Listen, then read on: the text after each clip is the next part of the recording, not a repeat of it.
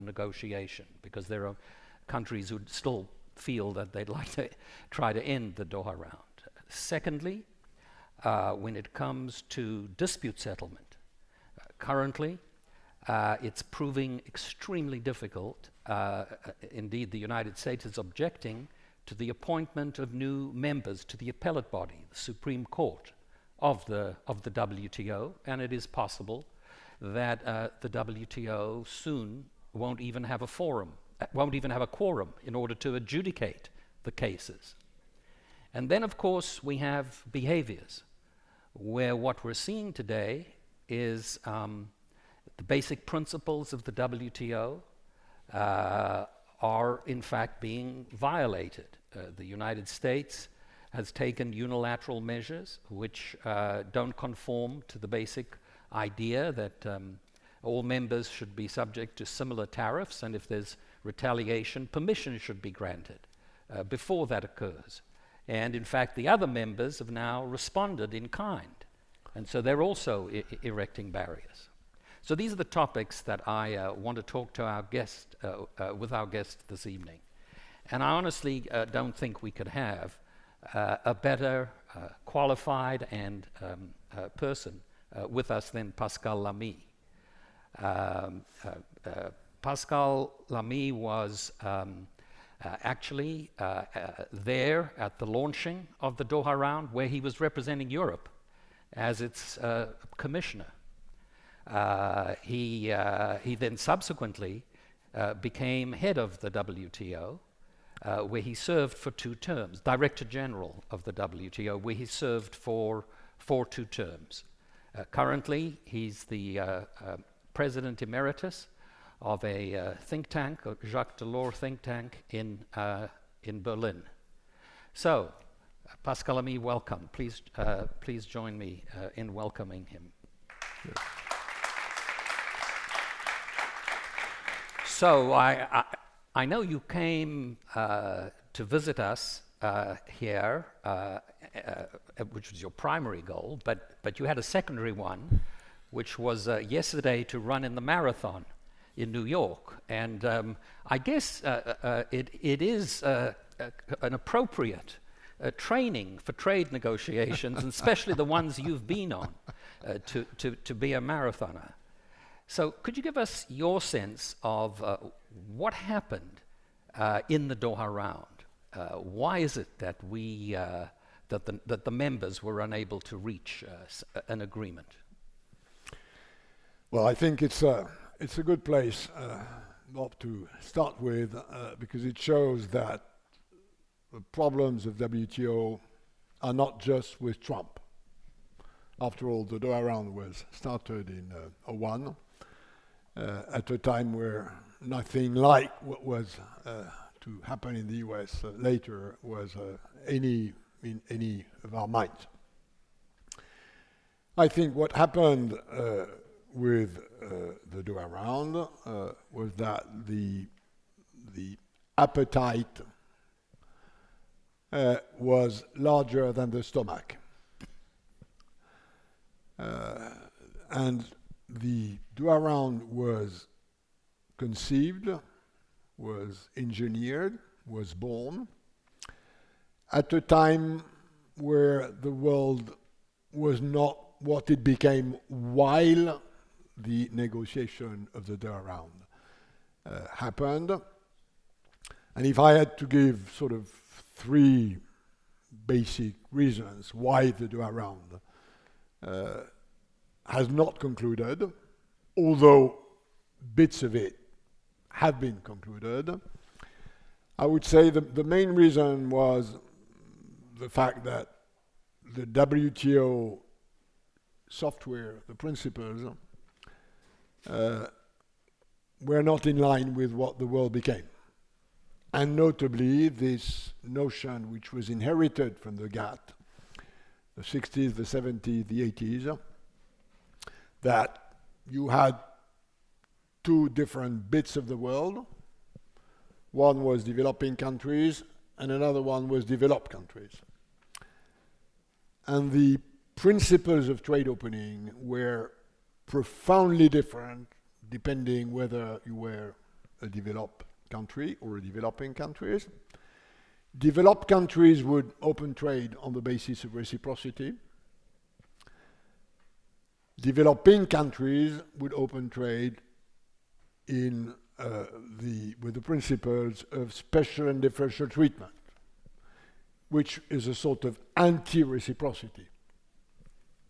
And there are good reasons for that, because developing countries, the benefits which one lends to trade opening don't accrue the same way whether you have a highly competitive economy or whether you don't have one, which was the case for most developing countries. So the tables of the law, the Bible of WTO, was conceived at a time where it had these two worlds.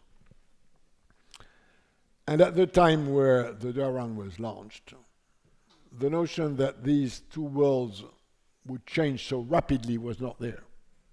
And the main development which changed was that a new category was born, which was emerging countries, which were, in a way, neither developed countries nor like most developing countries. And this in between never was translated into the rule book. And you had a sort of big division within the system with some developed countries, starting with the US, by the way, a long time ago, saying, hey, China is not really a developing country, is it? And China saying, well, we are a developing country. And this question whether China is a poor country with many rich or a rich country with many poor has haunted the development of the Doha Round. The main reason why many of these issues could not be fixed was because of this remaining, in a way, artificial ideological division that it was about special and differential treatment for some or reciprocity for others. The reality, and I'll come back to that in a minute, is that this has to change. So that's, in my view, the main sort of fundamental reason. There are other reasons which are more process-related. Anybody who's been in the business of negotiating knows that the process under which you negotiate is extremely important, and sometimes just as important as the substance you negotiate. Now, there's one issue which heavily weighted on the difficulty to find solution, and again, this was inherited from the past, was this notion of a single undertaking, which is you take a big basket, you put 20 topics in the basket, because I'm of the view that this should be fixed with your behavior, but you're of the view that this should be fixed with my behavior. So we say, okay, we'll put my thing in the basket and you put your thing in the basket. And then at the end of the day, you've got 20 things in the basket, and you then decide that nothing will be agreed until everything is agreed. In the old times of the GATT, when you had 2 or 3 major players, and the rest would sort of nicely follow, that was okay. The moment not 150 countries have real negotiating capacities, but the moment only 1/3 of them have real negotiating capacities, negotiating 20 topics in the same time with 50 or 60 negotiators just become sort of mathematically quite impossible. But of course, as the Doha Round was started under this principle of the single undertaking, departing from that was breaching the sort of compromise that was established at the beginning among the topics, which became impossible to do. And the third reason is that in the WTO, the negotiating process is in a way extremely complex, including as compared to other international organizations. I mean, we will discuss the dispute settlement system later, Bob, which is where the WTO is an ultra-modern organization as compared to the average of international organizations. But in terms of negotiating methods, the WTO is way below normal international organizations, which is why I said once, and I might not have said that, but I did, and I stick with it, that in many ways it's a medieval organization. So those are, I think, the three main reasons. Now, the first one has to be fixed. You cannot remain in a world where the China, the India, the Brazil, the Indonesia of this planet are not the Zimbabwe or even the Paraguay of this planet. You cannot remain with this notion that it's either or. There has to be a system that allows countries who are emerging countries, which are some way between developing countries and developed countries, to be considered as a mix of these two systems. And this, of course, is the case with China, which is the elephant in the room, the reality being that the Doha round was started coincidentally at a time where China joined the WTO, and I remember that full well, and the reality is that none of us, when we negotiated the mandate of the Doha round, and when we simultaneously negotiated China's entry into the WTO, none of us really thought that 20 years later, China would become what it is. So we had a sort of strategic appreciation of what the world would be 20 or 30 years later, and this needs to be fixed. The issue of the single undertaking also needs to be fixed. I think the time of the single undertaking is over because it makes things really too complex and sometimes impossible. And as far as the negotiating process is concerned, I think it needs to be seriously modernized.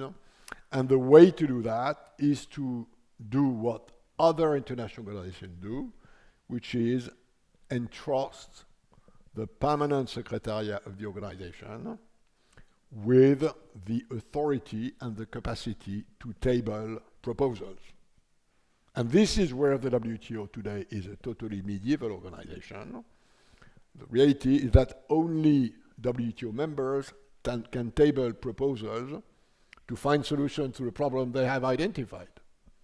And of course, what they do is that they only table proposals which are totally self-serving because the ambassador in Geneva only gets the clearance of his capital to table a proposal if this is totally self-serving the capital in question, which means that by definition, what he or she will table is totally indigestible for others. How did you feel about this process? I remember when you came to my class a few years ago, and I was really struck in your presentation the degree to which you seem to depend on the kindness of others. Cool. In a sense, the degree to which the permission of other countries but that's where WTO is a Westphalian international organization. It is, quote unquote, member driven. The notion that it would be secretariat driven or even DG driven is miles away from the imagination of the 160 diplomats who are there as the parliament of WTO. I'll finish that one on an anecdote. Yeah. When I was elected DG of WTO, I was given a present by one of a former Deputy Director General of the WTO, an Australian, which you might know, Andrew Stoller, who has a talent for cartoons. And the day I was elected, he offered me a cartoon, which he had drawn himself, which was in my office during the 8 years I was DG of WTO. And this cartoon represents a tree, a very nice tree, very big tree. And there's a car that has crashed into this tree, which is all in bits and pieces, totally exploded. And the legend of the cartoon was member-driven car. And that says something about how you should fix the negotiating process in making it more institution-dependent than diplomat-dependent, while the truth has to remain that the legislator is the membership, represented by their ambassadors in Geneva, who tables a proposal has to be, like in other areas, has to be done by people who have the expertise and who have the political knowledge of who likes what and who dislikes what, so that they table something which at least is a good basis for discussion. So that's a good kind of segue to the second question, which is the dispute settlement system, because as I understand the American objections, it's that the dispute settlement has gone off on its own, in a sense, and the members are losing control of what the judges are saying. In a sense, we in the United States have a complaint that our judges are, it's a philosophical one, about activist judges. And I see it echoed in some of the sentiments which are being expressed. Given that perspective, I can think of nothing that would kind of anger some of those who believe in the notion of the member-driven organization than your notion that the Secretariat should be able to make proposals. But it takes us into the second area. Yeah, I mean, this the issue of the dispute settlement body in the WTO is a US-only issue. And that's something strange. Now, why on 160 members has only one member this problem? And it started with Obama, right? With the Obama administration. It's not again. Absolutely correct. Yes. I mean, it's taken a sort of extremely aggressive and noisy sort of Trump-wise version, but true. During the Obama administration, they started to have problems with, no. Why only the US? That's a very important question, and I'm not sure I have the right answer to that. Now, the most likely explanation is that the US lost a few cases in trade defense administration, which is basically anti-dumping, with a very complex issue about how you calculate domestic prices in order to compute your dumping margin, a sort of zeroing issue. The reality is that the US lost a few cases on sensitive issues which have to do with anti-dumping, and notably in the area of steel, which happens to be where Mr. Lighthizer made most of his trade lawyer career. And this is a very sensitive thing in the US system, because trade lawyers in the US system have a big influence because they are rich. And if you're rich, you have a big influence in the US political system. That's a reality which I think everybody knows. If you look at the numbers, there's no ground whatsoever to substantiate Trump's view that this system is unfair to the US. Globally speaking, the US roughly win 80% of their offensive cases and lose 80% of their defensive cases. And this is the sort of overall norm for China, EU, South Africa, India, and the rest.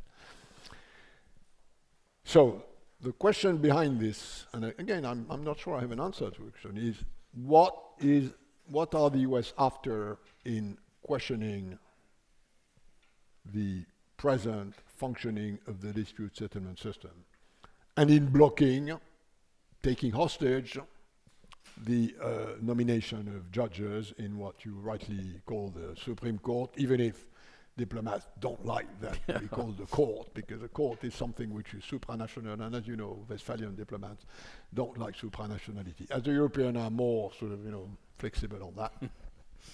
But that's another story. Are the US after improving the system, or are they after destroying the system? The reasons for improving the system is the one you gave. In the absence of a well-functioning legislative body, there is a bit of risk that judges fill the gaps, a sort of government of judges, judicial activism. And I must say, in some areas, I agree with that. If I look, for instance, at the jurisprudence of the appellate body on the use of safeguards, I personally believe that they, decision after decision, unduly restricted the right of WTO member to use safeguards in some specific cases.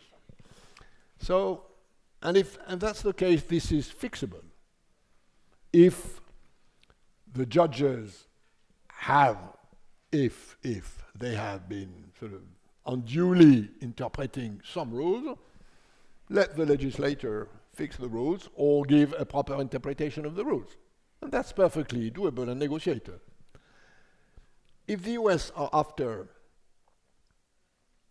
removing the binding nature of the SB decisions, and this is where WTO has a huge difference with the rest of the international system. In the rest of the international system, there are a few litigation issues, including by the Court of The Hague. But you remain in a Westphalian system where you are sovereign and you can decide whether or not to implement the decision of the court. In the case of WTO, we've crossed the Rubicon of supranationality in 1994 when the dispute settlement system was put in place.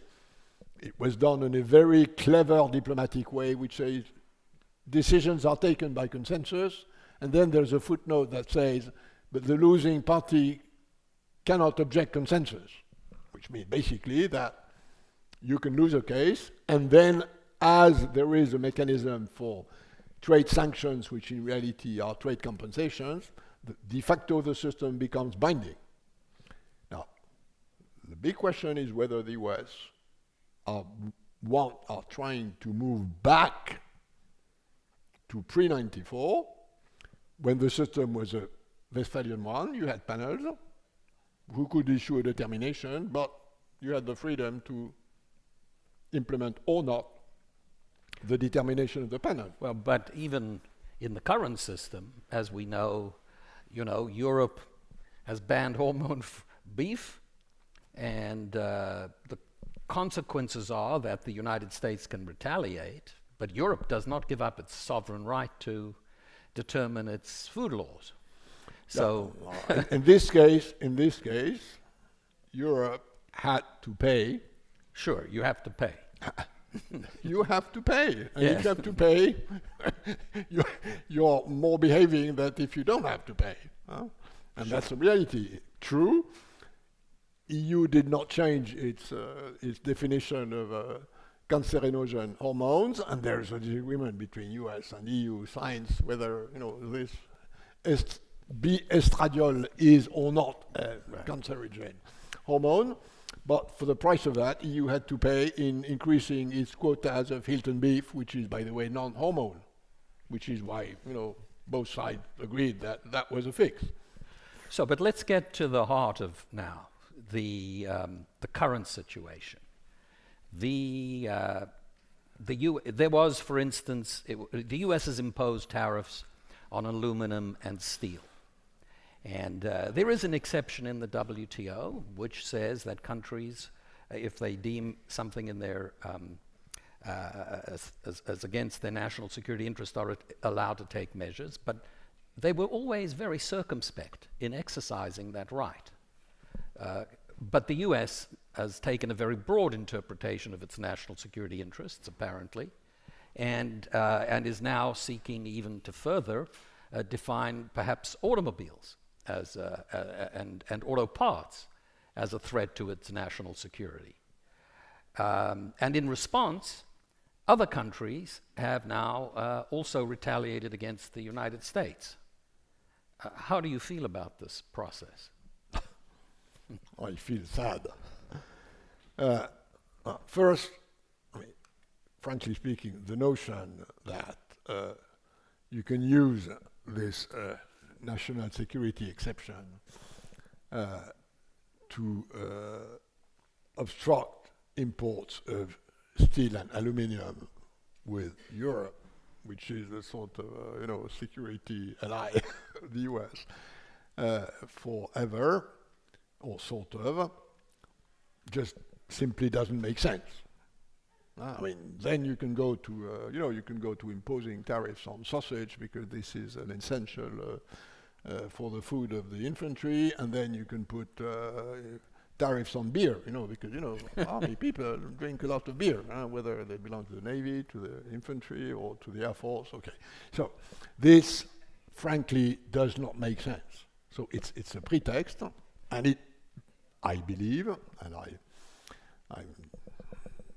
have an opinion like others, this does not at all fit with what national security exceptions are, and some of which we've been living with, for instance.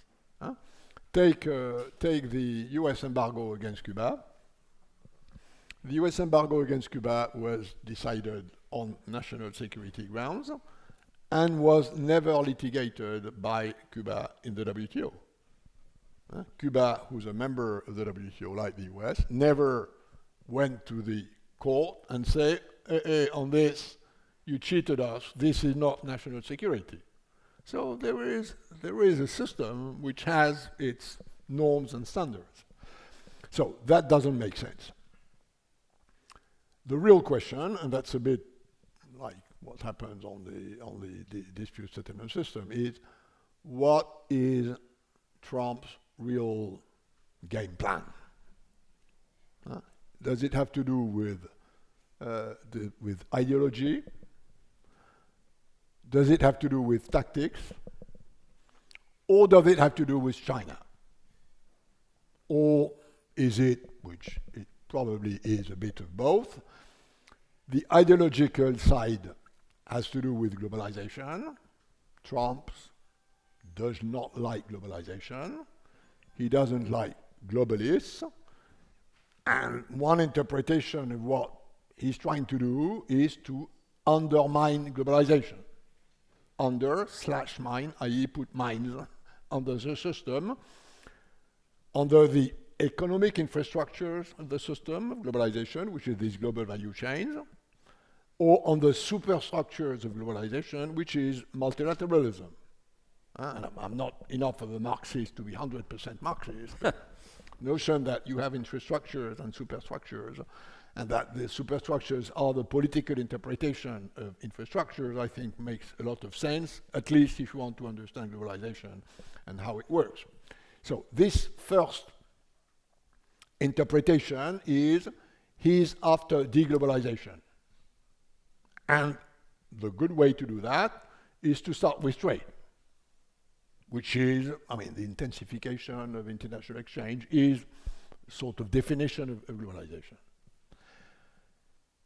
There's a second interpretation, which is it's much more like the art of the deal. He's not after deglobalization, he's after improving the system because he believes it doesn't work well for the US, or it doesn't work well enough for the US, and then, like that's what he wrote in the art of the deal. You take your interlocutor, your partner, you punch, strike, and then at some stage the interlocutor says, oh, please stop, and then you're in a good negotiating position, which might be the case. And when you look at how the US renegotiated the bilateral agreement with Korea, NAFTA, with its new strange name, that's a possible interpretation. At some stage, you settle for a rather low price, but you claim victory. And then, of course, I think the main issue, the real one, but which goes much larger than trade, is China, and the sort of change of tack of the US vis-à-vis China, with a sort of long tradition, let's say 20 years of China containment, including the Obama administration, including the TPP, which, as we know, was never born in USTR, but in the State Department under George W. Bush, as a sort of China containment instrument. Departing from China containment to China pushback, China rollback. And then recognizing that the main legitimation of the Chinese system, whether domestically or internationally, is its growth. that this growth is and will be for a long time export driven. And this is the Achilles heel of China, this is where you have to hurt China in order to damage, weaken China.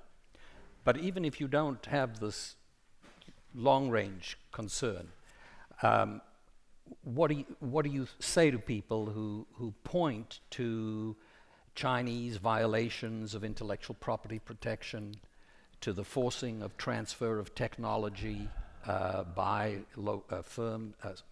foreign firms, to evidence of cyber theft?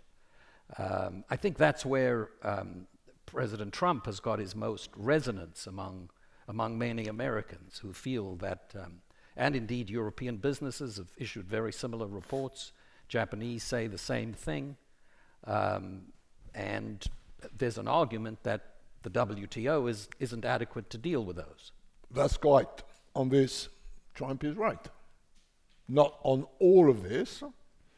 Intellectual property is disciplined by WTO rules, and if one believes that China is breaching WTO rules on intellectual property protection, take China to dispute, which, by the way, has happened, and China won or lost some of these cases.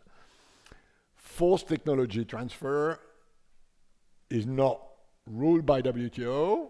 It just happened that if you need an authorization to produce something in China, this authorization might be conditioned by technology transfer, which is in breach of the spirit of open trade and, let's say, global capitalism, whether we like it or not. Where Trump is right, where the US is right, is not in pretending that China cheats with subsidies. China does not cheat with subsidies. But where there is a problem is that the rules of WTO that discipline subsidies are too weak to catch a number of Chinese practices.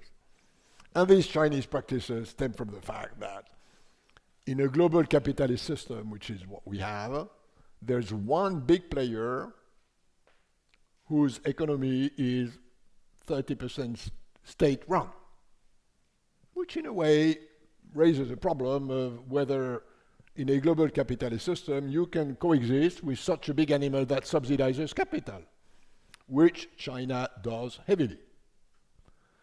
So the problem there is not that China is cheating with the rules, is that the rules are not fit for purpose in order to discipline a number of Chinese And so where do we practices. go from here?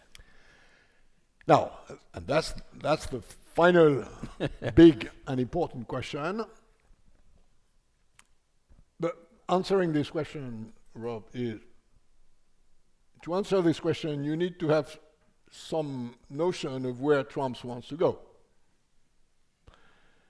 Now, EU, Japan, who, by the way, in this situation have strangely aligned positions for a variety of reasons, have started a process of triangulation, which is talking to the US on one side, talking to China on the other side, so that at the end of the day, China and US could talk together on the basis of a few proposals. And this is why EU and US have tabled, I think it was yesterday or the day before yesterday, for instance, have tabled in the WTO a proposal in order to discipline more not the authorization of subsidies, but the notification of subsidies, which is a very important thing, because of course, if you want to catch subsidies, I mean, you know, if you want to catch fish with your net, you'd better know where the fish is. Otherwise, fishing with no notion where the can take a long time and be extremely expensive. So, the key issue to start with is improve the notification system so that, like it's done in agriculture, so that industrial services, subsidies or services to exporting, to those who export services from China is identified. And then the next step will be, I hope, if EU and Japan succeed in bringing this to the negotiating table instead of blowing up the system, assuming Trump's intention is not to blow up the system, then is to strengthen the rules that discipline subsidization in WTO, which today are too weak. And I've known that for years. I've said that for years. And the reason why they are too weak is that at the time, neither US nor Europe nor Japan were bold enough to overcome, including myself when I was European Trade Commissioners, our lawyers' objections. So when you're a politician, you shouldn't always listen to lawyers. Well, our president doesn't in this area. Yeah. That's right. No, I'm not saying you always have to do no, that. I understand. Okay. But I'm saying you sometimes shouldn't do that. Sure. And the reason why WTO rules on subsidies have not been strengthened enough is very simple. When we thought of doing that, including at the time of China's entry, because some of us had thought maybe the net was a bit, the stitches of the net were a bit too wide. Our lawyers told us, don't do that, because we don't really have a clean nose on subsidies. Airbus, Boeing, we do subsidies. So if we strengthen, if we narrow the stitches of the net too much, we will be catched. So don't do that. No, that was a huge mistake. Because, it's, of course, the stitches of the net remain wide, but then, whoop, a big elephant with a lot of money to subsidize entered into the game. So this has to be fixed. And I think short term, the two things which need to be fixed is first this dispute settlement system in order for it not to be strangled, and B, these subsidies issues where the net must be smaller and it will catch more China and probably also more others. And that's, I think, the way to go. Now, if that doesn't work, that's sort of plan A. If plan A doesn't work, or if Trump is about deglobalization, blowing up the whole system, then you need a plan B, which is a WTO minus US, sort of ITO. Yeah, and that was going to be my final question to you before we turn to the audience. So let's take the malign view and assume that he is intent on deglobalizing and withdrawing the United States from certainly the multilateral system. How should the rest of the world respond? First, I think we've reached a stage of globalization where deglobalization will not work. And we have an interesting example of that in Europe with Brexit, which is a sort of mini deglobalization attempt. Second, I think if that's the right interpretation, Trump will not succeed in deglobalizing this planet. He will succeed in partly disintegrating the Chinese and the US economy. So there will be a US-China deglobalization, but my own view, for what it's worth, is that it will be compensated by more globalization elsewhere. If US and China deglobalize, US and the rest of Asia will globalize more, US and EU will globalize more, EU and Asia, including China, will globalize more. So I think it's not something that is a change of paradigm. It will affect the various regional degrees of globalization. And in order to sort of to take account of this, to factor this in, I think the rest of the world should say, we won't move back from globalization, either because we don't want to or because it's not doable, and there's a big debate about this, and I think Danny Roderick here wrote very interesting things about that, and the many facets it has in political terms, economic terms, social terms, cultural terms. And then the rest of the world should say, well, maybe you want to go your own way outside of globalization. We don't. So globalization needs a multilateral rules-based system for intensification of exchange, and we probably, by the way, are not there yet in many areas of globalization. So we will do that without the US, in order, notably, not to negotiate with a knife on your throat, which normally is a tactical precaution you should take. Well, thank you very much. So I'd like to ask people in the audience if they have questions. Please to come up. We have a number of microphones. Please state A, who you are, and B, I'm always told to tell you that a question is a statement that ends with a question mark. So please, sir. Thank you very much, and thank you for coming, Mr. Lamy. My name is Jacob Ollegaard. I'm a mid-career here at the Kennedy School, originated in Denmark. I'd like to ask you, there are many FTAs, or free trade agreements, being made bilaterally and some multilaterally as well. How does that work to further the global system, or does that destroy the global system, make it even harder to reach global agreements? Frequently asked question. On this, I'm with a Chinese proverb that says that don't mind the color of the cat provided it catches mice. So I'm of the view that trade opening is good. It doesn't always lead to the expected results because of domestic conditions or global conditions which are not always there. So it's not a magic one, and there are conditions that need to be met for trade opening to provide its sort of welfare benefits. And whether you open it multilaterally, bilaterally, regionally, unilaterally, doesn't matter. And I know that there is a view among a very serious trade academics, and I have a lot of respect for trade academics, that this may lead to a competition between multilateral, regional, bilateral to effects of trade distortion. The reality, as I have observed it in numbers, is that this is complementary. So there is no systemic contradiction between opening trade multilaterally, opening trade more bilaterally than multilaterally, and if many countries do that, at the end of the day, it percolates into the multilateral system, and the same for regional or unilateral trade opening. So my experience, my practical experience, is that this is not a problem. Thank you. Please. Hi. Yeah, thank you so much for speaking with us here today. My name's Jalia Yan. I am a first-year MPP student here at the Kennedy School. My question is kind of similar to Jakob's, in that considering that investment is not really under the scope of the WTO, we've seen a huge resurgence of bilateral investment treaties, basically negotiations outside of the WTO.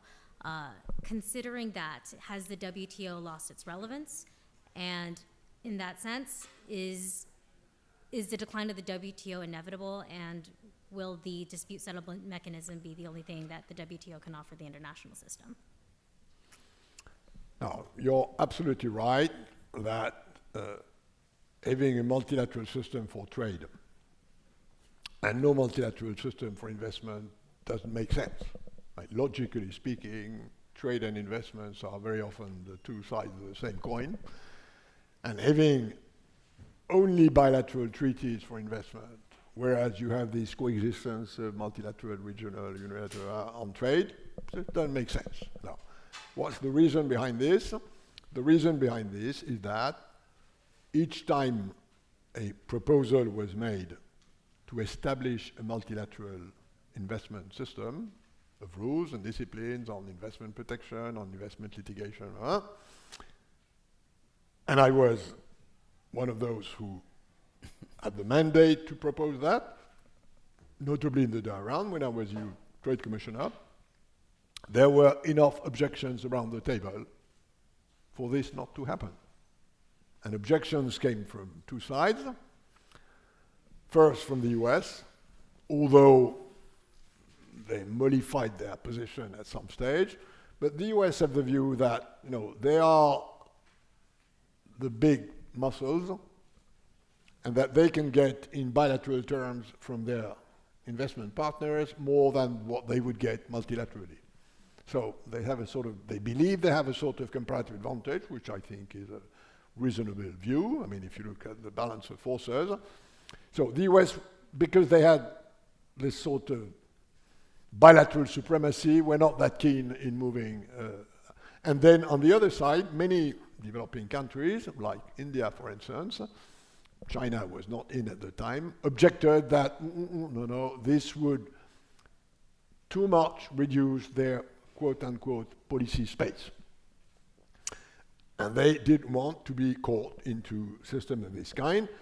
And by the way, this is the reason why the OECD Investment Convention in the 90s never happened, because of the perceived objection by some OECD members of what developing countries would object to that. So that's the reality. I mean, it's in many ways unfortunate, because this myriad of bilateral treaties is a sort of, of course, if you're a trade lawyer, you will love that, because it's a good way of making a lot of money. But, I mean, systemically, it makes no sense.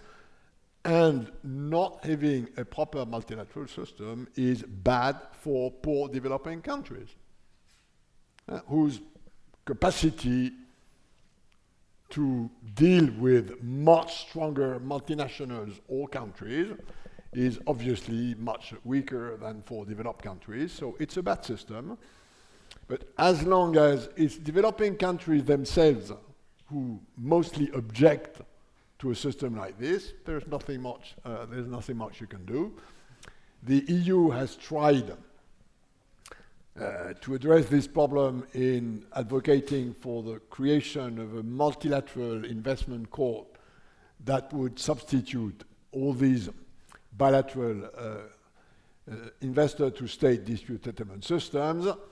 It hasn't worked very well so far, and I'm not surprised by this, because if you have a rule, it's good to have a judge to interpret the rule. But starting with the notion that you have a judge before you have the rules is something which, I mean, in my Cartesian origin, is a bit strange. Thank you. Please. Hi, thank you for all those interesting comments. My name is Abigail Zhao, and I'm a second-year Master of Public Policy candidate here at Harvard Kennedy School. So my question goes to your comment about a potential mixed system. Can you elaborate a mixed system where we incorporate China and possibly India, and all those elephants in the room? So can you elaborate a little bit more on how that will possibly look like, and who got to make amendments to the current system, because we see that the major players have already a natural misalignment of interest here? Well, first, I think there is a rather strong case to be made for a system in between. After all, if I understand well, the basic goal of developing countries is to develop, i.e. to become developed one day. So the notion that there's a trajectory that should lead there is something that makes a lot of sense.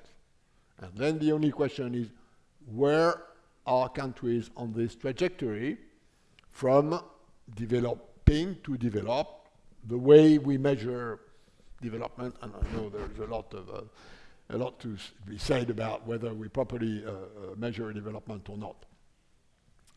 Second, if that's a question of metrics, we have metrics of this kind working in other areas of international life. The World Bank, the IMF, the UN have a graduation system.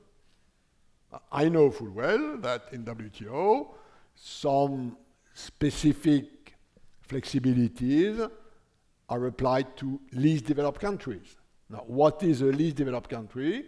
It's a country which is on a list of 59, now 55, later 50, and then 45, and maybe one day 0. UN list of least developed countries, and you move from this list to a middle-income countries or developing as a function of metrics which are administered by the UN. This is perfectly doable. So a graduation system is already there. Why don't we borrow it in the WTO? If I could butt in, there is an alternative. You know, there was a very similar problem in the climate area, Absolutely. where the countries that were too big to ignore were the largest emitters of CO2. And what was striking to me was, originally, they segmented the world. And so the Annex 1, I think they were called, the developing countries basically didn't have to do anything, and the developed countries had to do something. And the system evolved now with the Paris Agreement, where each country does its best. And so we move beyond this classification scheme, and we say, well, what's your best offer? Give us your best offer. Now, making it legally binding is a challenge. Yeah. Part of the appeal of the climate one is it isn't legally binding. But I believe that may contain the seeds of a way to go. Absolutely. After all, a lot of these developing countries apply tariffs that are much, much lower than the ones that they have bound them. So it seems reasonable to me to say, well, why don't we start with your applied tariffs? And so let's move beyond the segmentation system, because I can imagine, whether or not China should be classified, we'll have a lot of, it won't be an easy one to deal with. No, you're absolutely right. And by the way, there is a sort of commonality in the language which is used on both sides. In WTO, they talk about special and differential treatment. In climate, they talk about common and differentiated responsibilities. Right. Which roughly means the same. Now, on top of that, you have another problem in WTO, which is typically Westphalian, which is that the rule in WTO is that you determine yourself whether your country is developed or developing. It's not the system, it's not the metric, it's not the the parliament that decides whether China is developed or developing, or whether Botswana is developed. It's Botswana. And by the way, this leads to quite strange systems, which are only conceivable in a totally Westphalian system, which is like Korea, for instance.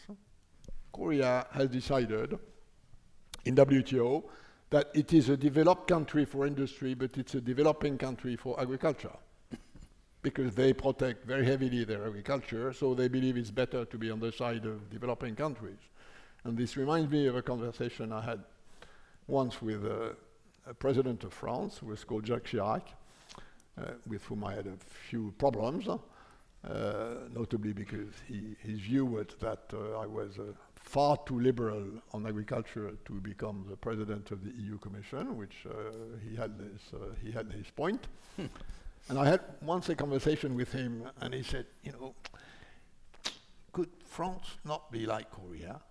Could we not be industrialized for industry and develop for Developing. Yeah. And I said, I'm not sure that would work in Brussels. These people in Brussels are always creating problems. That was his dream, was that France should be like Korea. Okay, let's take our final two questions. Yes, please. Hi, my name is Ryan Davis, and I'm a senior at the college. So I may be wrong on this or a bit naive, but it's my understanding that a lot of China's questionable behavior is happening under the authority of its local governments, and that the Central Party has made a genuine commitment to the WTO policies, and it's the nature of their massive bureaucracy that has made it almost impossible to enforce trade policy at the local level. Is this an accurate portrayal? And if so, what could an international organization do to overcome the shortcomings in the governance structures of different nations? No. Back to the Westphalian nature of the international system. Now, you're right that China is a huge and very complex country, and that sometimes local authorities have a sort of more autonomy than the administration of the Middle Kingdom would historically let us believe they have. That's true. But it's not the municipality of Shanghai or Shenzhen or Chengdu or Chongqing who decided that the state-owned enterprise part of the Chinese system is 30%. This is decided by the CPC, by the Communist Party of China, who deeply believes that the reason why China has succeeded so far, and it has succeeded at least as far as growth is concerned, is because the Communist Party has properly led the country, and in order to properly lead the country, they need this toolbox, which is the state-owned enterprise system.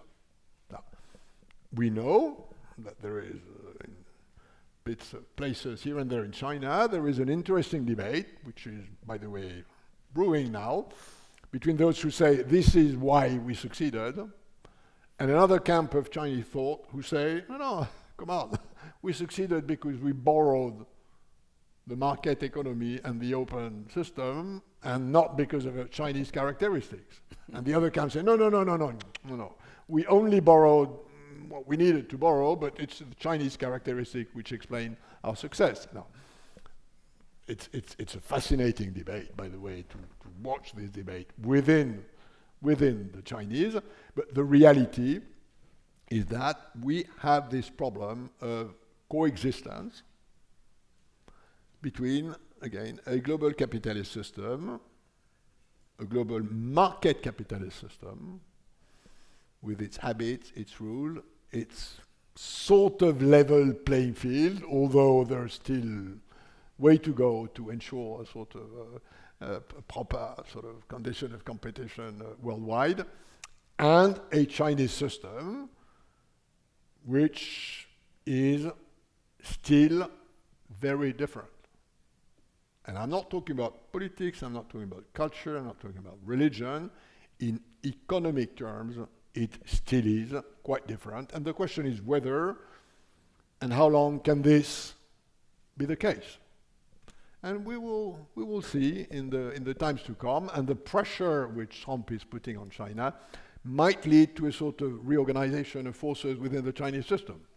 Now, the bad case scenario, in my view, and this is the most likely, unfortunately, is that what Trump does reinforces this sort of nationalist, China-focused camp within the Politburo. And there has always been a tendency within, and I know that because when I negotiated the final terms of entry of China in the WTO with Prime Minister Zhu Rongji at the time, I could feel where the pros and cons were, and the guy was, trying to address this balance. So there's a worst-case scenario where what Trump does makes China more self-centered, hence more nationalistic, hence more dangerous.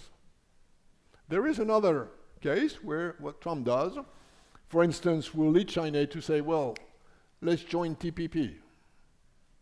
This system which was conceived at the origin to coalesce the Pacific region in a way that would contain China is now a system where the US have dropped from that. If I were the Chinese leaders, I would say, I jump on that. And of course, I'll have to adjust my economy to the rules in the TPP which constrain the role of state-owned enterprises.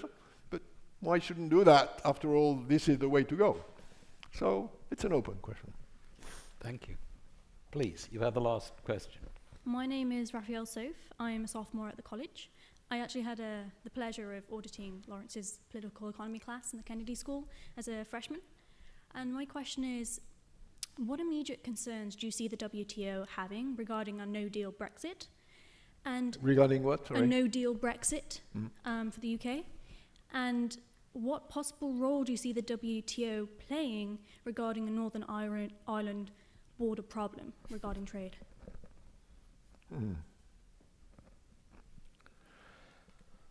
So, WTO is a great system, but it is the least common denominator between Bangladesh and Switzerland. So it inevitably is not a very strong system for opening trade. So it's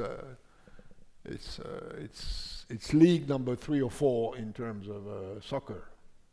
League number 1 is the internal market, which is what a country has, and which is what the EU has, or pretends it has although it has it imperfectly in a number of areas. So internal market is no borders, no obstacle to trade whatsoever, because you have a space where you apply the same standard for internal trade, and you have a common border, which is a customs union. So that's league number one. League number two, and the Brexit decision is we quit league number one. We move to league number two, or three, or four. Now, league number two is where the EU was before 1992, which is a customs union, but with internal borders. From the moment it started in 1954 to 1992, the EU was a customs union. They had a custom tariff, they had a common trade policy, tariff policy, and at the time trade was mostly about tariffs, but there were internal borders. And the reason why there were internal borders is because their norms and standards were different, and you had to check the quality of German beer so that German beer is drunk by French drinkers. And by the way, French beer producers were quite keen that they would rather drink French beer than German beer, which led to a few problems. So that's league number two. And there is a discussion within UK, and I've always said that Brexit is not a negotiation between EU and UK, it's a negotiation between UK and UK.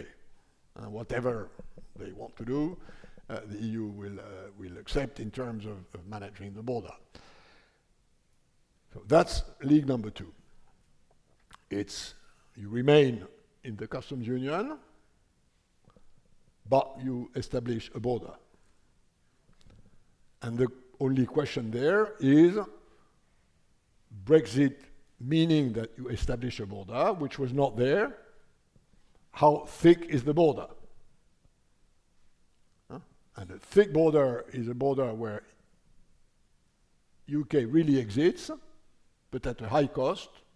And a thin border is a border at low cost for trade, hence the UK economy, but where you don't really exist because the border being the place where you check that standards are properly applied, it's nothing to do with tariff anymore. It has to do with pesticide, with safety of food, with lighters, toys, car, whatever.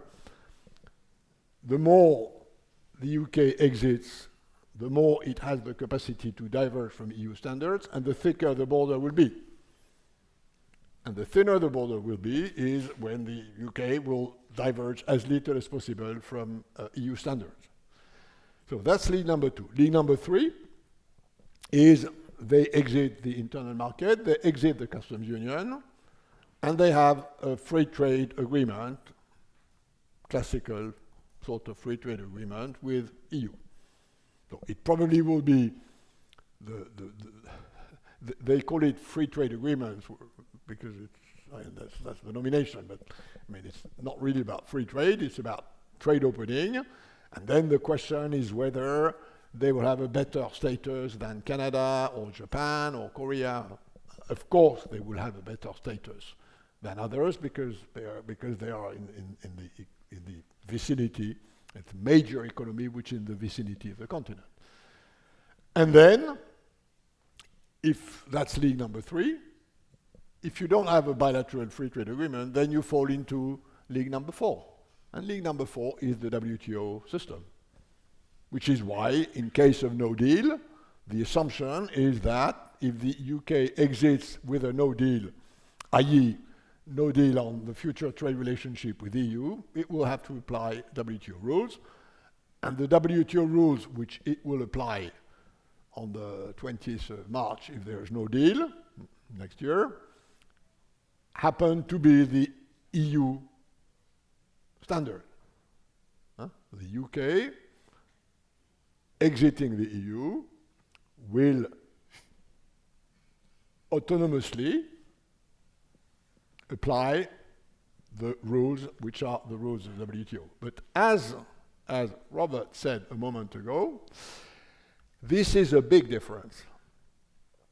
Because in most cases, the EU trade regime is more open than its WTO commitments.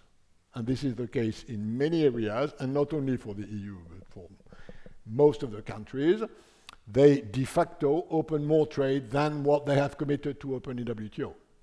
So if you go back to WTO, you go to a more closed system than the one they are implementing today, which is why moving to WTO standards is a bad thing for the UK economy. Again, not that the WTO is not a good system, but in relative terms, moving from first division to fourth division, I think is not a good deal for the UK economy. I mean, I may be wrong. Maybe some believe that it's a good deal because that's where the price of recovering sovereignty. In today's world, I don't think it's a good deal. Well, I don't know about the UK, but I think when it comes to giving us insights into the trading system, you belong in the Champions League. So please join me in thanking Mr. Lamy for an excellent Thank you.